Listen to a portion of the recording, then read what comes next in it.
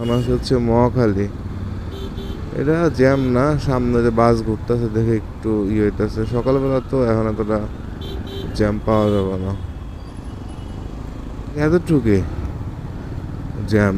এখন আর এরপরের থেকে এখন আবার রাস্তা পুরো ফাঁকা। মহাখালী বাস স্ট্যান্ডে মনে হয় সারা রাত সারাদিনই গাড়ি চলবে। রাতে 3-4টার সময় আসলে এখানে দেখা যায় বাসের থেকে লোক নামতেছে উঠতেছে।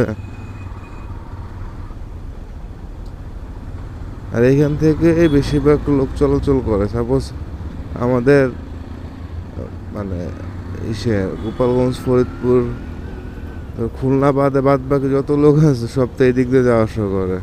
রংপুর, দিনাজপুর, রাজশাহী যত আছে এই দিক দিয়ে বেশিরভাগ যাওয়া আসা করে। এই কারণে এখানে 24 ঘন্টায় গাড়ি থাকে।